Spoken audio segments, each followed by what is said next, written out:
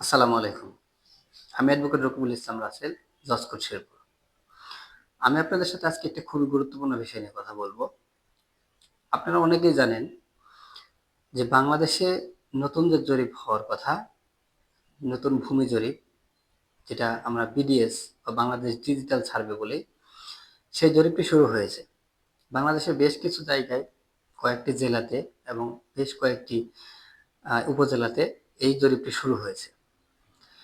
যেহেতু নতুন সার্ভে এবং এই সার্ভেটাকে বলা হচ্ছে ডিজিটাল এবং নির্ভুল সার্ভে, সেহেতু আপনাকে এই মুহূর্তে আপনার এলাকায় যদি ডিজিটাল সার্ভে বা বিডিএস শুরু হয়ে থাকে, তাহলে আপনাকে যে কাজটা করতে হবে, এইসব বিষয়ে আপনার অলরেডি প্রস্তুতি নিয়ে রাখতে হবে। আমি আজকে আপনাদের সেই বিষয়গুলো বলবো। যদি আপনার এলাকায় বিডিএস জরিপ শুরু হয়ে থাকে, তাহলে আপনাকে যে জিনিসগুলো বা যে ডকুমেন্টগুলো আপনার হাতে রাখতে হবে, তার মধ্যে অন্যতম হচ্ছে আপনার যদি কোনো দলিল থেকে থাকে, তাহলে সেই দলিলটি অবশ্যই আপনি আপনার হাতে রাখবেন।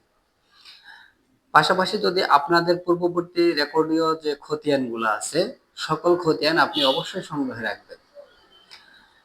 আপনার জমি যদি কোনো নামজারি করে থাকেন বা খারিজ করে থাকেন, তাহলে অবশ্যই খারিজের কপি আপনি হাতে রাখবেন।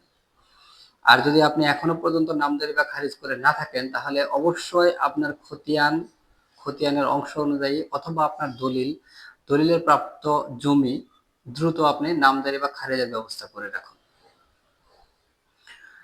এবং পাশাপাশি খাজনা হালনাগাদ করে রাখুন। সরকারের রাজস্ব বা খাজনা আপনি পরিশোধ করার চেষ্টা করুন।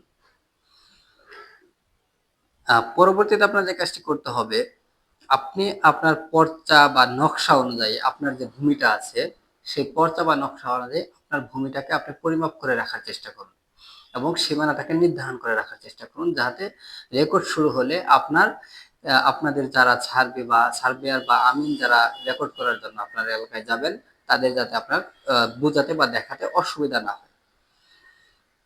এজন্য আপনার জমির যে সীমানা বা আইন, সেটা আপনি নির্ধারণ করে রাখার চেষ্টা করুন।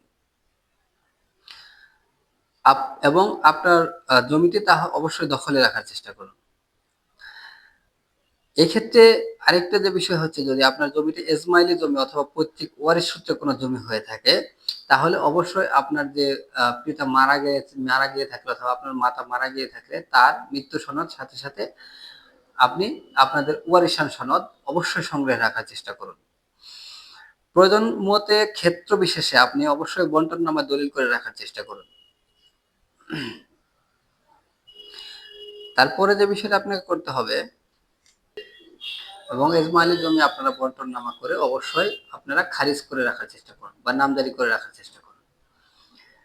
এই ক্ষেত্রে আপনাকে যে বিষয়টি মাথায় রাখতে হবে, আপনি যদি এইসব কাগজপত্র আপনার আপ টু ডেট রাখতে না পারেন বা আপনি এইসব কাগজপত্র যদি আপনার জরিপ কর্মচারীদেরকে শো করতে না পারেন, তাহলে আপনাকে অবশ্যই একটা জিনিস মাথায় রাখতে হবে, আপনার এই জমিটি কিন্তু তারা খাস হিসেবে গণ্য করতে পারে। সুতরাং আপনি আপনার সকল কাগজপত্র সংগ্রহে রেখে তাদেরকে প্রয়োজন মতো, চাহিদা মতো তাদেরকে দেখানোর চেষ্টা করুন।